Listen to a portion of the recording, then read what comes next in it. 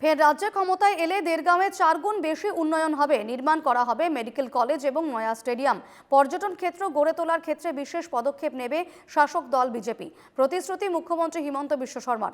উল্লেখ্য, অগপর শক্ত ঘাঁটি হিসেবে পরিচিত দেড়গাঁও।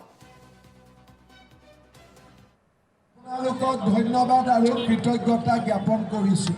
ধন্যবাদ। আপোনালোকে আমাক যিমান মৰম দিলে, আপোনালোকে আমাক যিমান আশীৰ্বাদ দিলে, আমি কেনেকৈ উভতাই দিব লাগে নাজানো, কিন্তু এটা কথা মই আপোনালোকক ক'ব পাৰোঁ, এইবাৰ চৰকাৰ গঠন হ'লে দেৰগাঁৱৰ উন্নয়নৰ বাবে আমি 4 গুণ বেছিকৈ দেৰগাঁৱত আমি অসমৰ ভিতৰতে এটা বিকশিত সমষ্টিলৈ ৰূপান্তৰ কৰিম। মই যদি দেৰগাঁৱত আমি যদি দেৰগাঁৱত বিজেপিৰ প্ৰাৰ্থী দিওঁ, আপোনালোকে জিকাব নে নিজিকাব? 100% জিকাব, 100% জিকাব। পাক্কা কৈছেতো?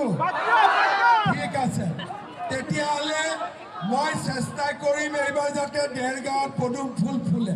নেঘেৰিটিঙৰ শিৱ মন্দিৰ আমি ডাঙৰ কৰি তাক সৌন্দৰ্য বৰ্ধন কৰিম।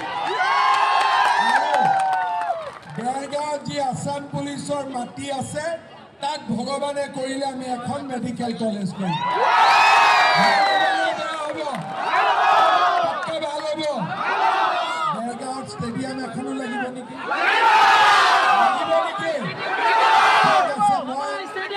যিমান ৰাস্তাত কথা কৈছে মই চব মনত ৰাখিছোঁ, কাগজবিলাকো লৈ যাম।